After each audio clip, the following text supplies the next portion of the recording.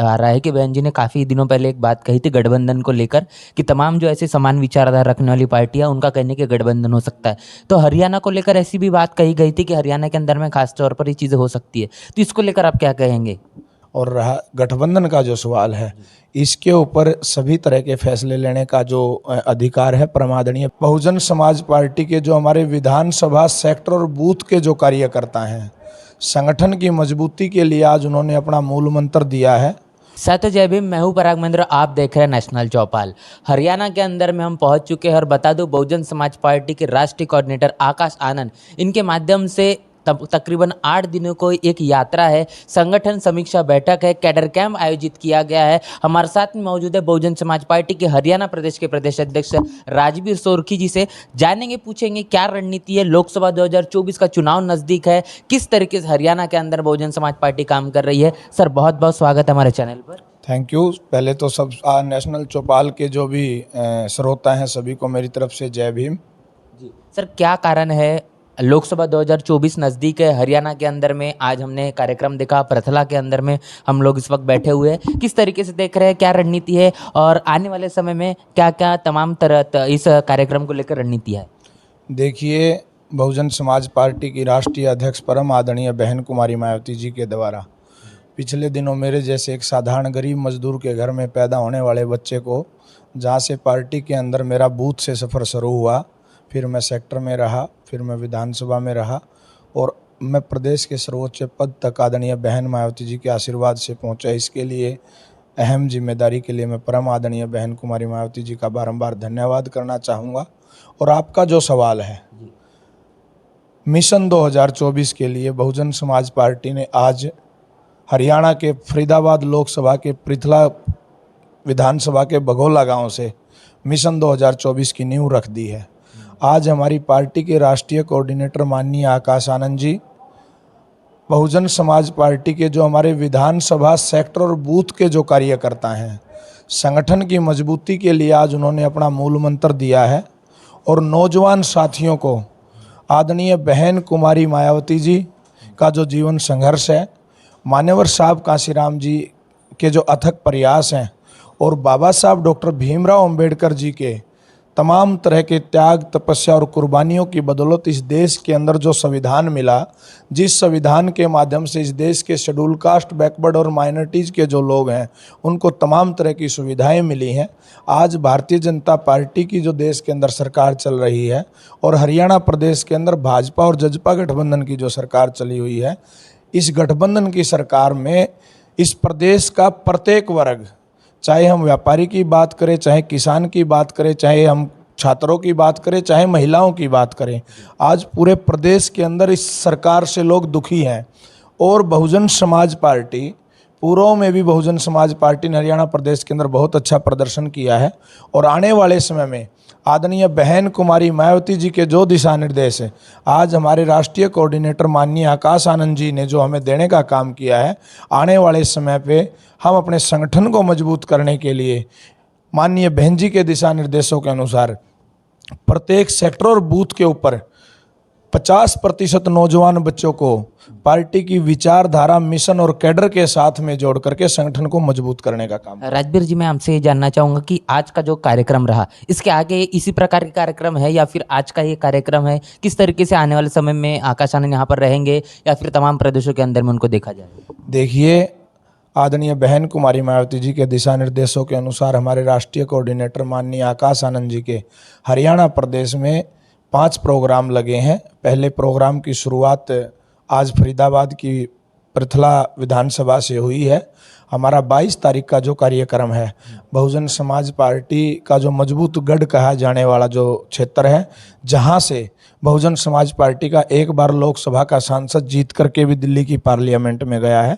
22 तारीख को यमुनानगर जिले की जगाधरी विधानसभा के गुप्ता पैलेस में हमारा दूसरा कार्यक्रम है।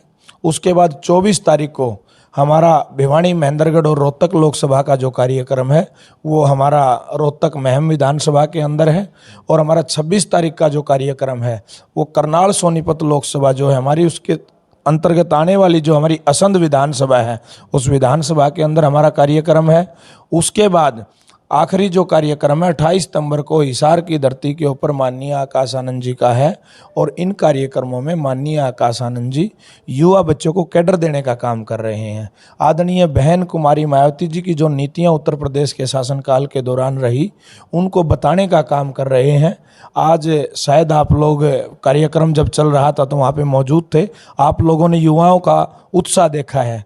बहुजन समाज पार्टी के जो तमाम जो कार्यकर्ता हैं इस बात के लिए पूर्ण रूप से अब की बार हरियाणा प्रदेश में तैयार हो चुके हैं कि माननीय बहन कुमारी मायावती जी को इस देश का प्रधानमंत्री बनाने के लिए हरियाणा से बड़ा योगदान हम देने का काम करेंगे। आपने कैडर की बात की है, मैं तमाम चीज़ें रिकॉल कर पा रहा हूँ कि बहुजन समाज पार्टी एक लंबे समय से फिर एक बार कैडर को लेकर आई है, क्योंकि एक बहुत बड़ा अंतराल देखा गया जहाँ पर कैडर कैंप बंद देखे गए, ऐसे काफ़ी सारी चीज़ें हमको देखने को मिलती है। अब उसको फिर ऐसी क्या चीज़ आन पड़ी या फिर अभी बहुजन समाज पार्टी ने कैडर को करना क्यों शुरू कर दिया?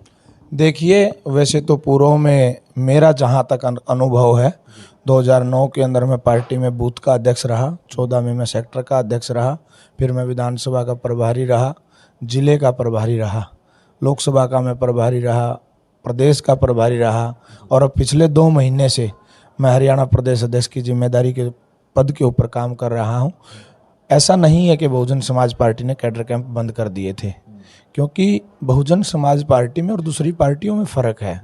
बहुजन समाज पार्टी के सिवाय इस देश के अंदर जो दूसरी पार्टियां हैं, जो मनोवादी पार्टियां हैं, जो सामाजिक परिवर्तन और आर्थिक मुक्ति का जो आंदोलन है उसको रोकने की कोशिश करती हैं। बहुजन समाज पार्टी के संस्थापक मान्यवर साहब कांशीराम जी, हमारी राष्ट्रीय अध्यक्ष परम आदरणीय बहन कुमारी मायावती जी समय समय पे हमारे सभी पदाधिकारियों को दिशा निर्देश देती रही हैं कि आप लोग ग्राउंड पे जा कर के दूसरी पार्टियों की तरह दिखावा ना करके, क्योंकि बहुजन समाज पार्टी किसी उद्योगपति के पैसे से नहीं चलती। बहुजन समाज पार्टी अपने छोटे छोटे कार्यकर्ताओं के सहयोग से चलती है। तो बहन जी के जो दिशा निर्देश हैं, हर बूथ हर सेक्टर के ऊपर जा कर के, हर गली हर दरवाजे गाँव के अंदर जा कर के नौजवान बच्चों को हमारे महापुरुषों की जो विचारधारा है, बहुजन समाज पार्टी की जो सिद्धांत हैं, बहुजन समाज पार्टी इस देश के अंदर करना क्या चाहती है, इन तमाम विषयों के ऊपर कैडर के अंदर हम लोग गांव में जाकर के लोगों को बताने का काम कर रहे हैं। और निश्चित रूप से इस बार हरियाणा प्रदेश के अंदर बहुजन समाज पार्टी बड़ा चमत्कारिक परिणाम देने का काम करेगी। इसी के साथ साथ मैं ये भी जानना चाहूँगा कि परिणामों की हमने बात की है, यहाँ पर समझ में आ रहा है कि पिछला जो लोकसभा का चुनाव देखा गया, भारतीय जनता पार्टी ने जिस तरीके से चुनाव जीता, अब ऐसा क्या बहुजन समाज पार्टी रणनीति लेकर आई है जो भाजपा को टक्कर दे सकती है, एनडीए को टक्कर दे सकती है? अपने बलबूते पर चुनाव लड़ने की बात हो रही है, इंडिया गठबंधन में अब बसपा के सामने में कैसे देखते सभी चीज़ों? देखिए, मैं हरियाणा के संदर्भ में अगर मैं बात करूं तो बहुजन समाज पार्टी शुरुआत से इस प्रदेश के अंदर एक मजबूत भूमिका में रही है हमेशा से। और उसके साथ साथ में हरियाणा प्रदेश के संदर्भ में पिछले जो चुनाव थे, बहुजन समाज पार्टी ने सभी लोकसभा की सीटों के ऊपर मजबूती से अपनी हाजिरी दर्ज करवाने का काम किया था। और जो आज भारतीय जनता पार्टी को रोकने की जो बात है, आज इस देश के अंदर और प्रदेश के अंदर तमाम तरह के जो तमाम समुदाय और वर्गों के लोग हैं, चाहे उसमें किसान हो, चाहे उसमें मजदूर हो, चाहे उसमें छात्र हो, चाहे महिलाओं के ऊपर अत्याचार और शोषण की बात हो, तमाम तरह के भेदभाव इस सरकार में लोगों के साथ हो रहे हैं। तो ऐसे में भारतीय जनता पार्टी से हरियाणा प्रदेश की जनता परेशान है। और इंडिया के संदर्भ में अगर मैं बात करें, जो पार्टी उस गठबंधन की अगुवाई कर रही है, हरियाणा के अंदर कांग्रेस अपने आप से लड़ रही है। तो ऐसे में विचारधारा, कैडर और मिशन के आधार पर हरियाणा प्रदेश के अंदर भारतीय जनता पार्टी को टक्कर देने के लिए बहुजन समाज पार्टी बचती है। और हम अपने संगठन को तैयार करने में लगे हैं। ज्यों ज्यों चुनाव नज़दीक आएगा, बहुजन समाज पार्टी मजबूती के साथ प्रत्येक बूथ के ऊपर, प्रत्येक सेक्टर और विधानसभा के ऊपर खड़ा होंगे। हमारे कार्यकर्ता पदाधिकारी माननीय बहन कुमारी मायावती जी के दिशा निर्देशों के अनुसार हम लोग संगठन को तैयार करने में लगे हैं। और हम अपने संगठन को तैयार करके बीजेपी को सत्ता से बेदखल जरूर करेंगे। एक आपने गठबंधन की बात चल रही तो मुझे वो याद आ रहा है कि बहन जी ने काफ़ी दिनों पहले एक बात कही थी गठबंधन को लेकर कि तमाम जो ऐसे समान विचारधारा रखने वाली पार्टियां, उनका कहने के गठबंधन हो सकता है। तो हरियाणा को लेकर ऐसी भी बात कही गई थी कि हरियाणा के अंदर में खास तौर पर ये चीज़ें हो सकती है, तो इसको लेकर आप क्या कहेंगे? देखिए, हमारी जो पार्टी है, हमारी पार्टी इस देश के अंदर दूसरी पार्टियों की तरह नहीं चलती। हमारी पार्टी एक नेता एक नीति के सिद्धांत के ऊपर काम करती है। और रहा गठबंधन का जो सवाल है, इसके ऊपर सभी तरह के फैसले लेने का जो अधिकार है परमादरणीय बहन कुमारी मायावती जी को है। माननीय बहन कुमारी मायावती जी इस संदर्भ में हमें जो भी दिशा निर्देश देंगी, हम उनके आदेशों का पालन करेंगे। अभी तक के कोई आसार देखने को नहीं मिले? अभी देखिए, बहुजन समाज पार्टी एक्चुअली किसी के साथ गठबंधन नहीं करती। दूसरी पार्टियां बहुजन समाज पार्टी के साथ अलायंस करने के लिए आतुर रहती हैं। हम लोग अपने संगठन को तैयार करने में लगे हुए हैं। इस संदर्भ में तो अंतिम जो फैसला माननीय बहन कुमारी मायावती जी ही लेंगी। जी, एक आखिरी सवाल लेना चाहूँगा और काफ़ी सारी चीज़ें हैं, बातचीत करने के लिए हम करते चलेंगे। बहन मायावती का हाल ही में जो महिला आरक्षण है उसको लेकर बयान आया है, इसको लेकर आप क्या कहेंगे? महिला आरक्षण कितना ज़्यादा सफल होगा, कितना ज़्यादा कारगर होगा, क्या इसकी रणनीति है? बहन मायावती को लेकर भी इसने प्रतिक्रिया दिया, आपकी क्या प्रतिक्रिया? देखिए, इस संदर्भ में मैं तो सिर्फ ये कहना चाहता हूँ, वर्तमान समय में इस देश के अंदर महिला सशक्तिकरण का सबसे मजबूत कोई उदाहरण है, कोई नाम सबसे इस देश के अंदर और दुनिया के अंदर आता है, परम आदरणीय आयरन लेडी माननीय बहन कुमारी मायावती जी का आता है।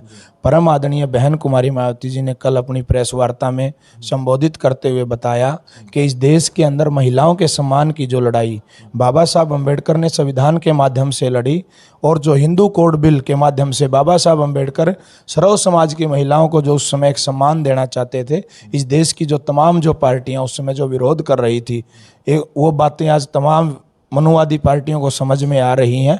इस संदर्भ में परम आदरणीय बहन कुमारी मायावती जी ने कल जो कहा है, उसके ऊपर उसको दोबारा रिपीट ना करते हुए, उसको ना दोहराते हुए, मैं हरियाणा प्रदेश का अध्यक्ष होने के नाते ये कहता हूं कि माननीय बहन कुमारी मायावती जी के जो विचार हैं, इस महिला जो रिजर्वेशन का जो बिल लेकर के आए हैं, परम आदरणीय बहन जी के विचारों से हम पूर्ण रूप से सहमत हैं।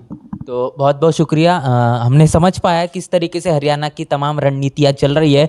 बहुजन समाज पार्टी लगातार तकरीबन 28 तारीख तक, आज की तारीख से लेकर तो अपनी तमाम संगठन समीक्षा बैठक के कैडर कैंप लगे हुए, जहां पर आकाश आनंद नेतृत्व कर रहे हैं। राजवीर सोरके जी जो हरियाणा प्रदेश के प्रदेश अध्यक्ष है, इनसे हमने सीधी बातचीत की है पूरे मसले को लेकर। पूरी बातचीत को लेकर क्या आपकी राय है, लिखकर हमें कमेंट बॉक्स में जरूर बताएं। बने रहे नेशनल चौपाल के साथ, मिलते नए वीडियो में, तब तक के लिए जय भीम, जय भारत।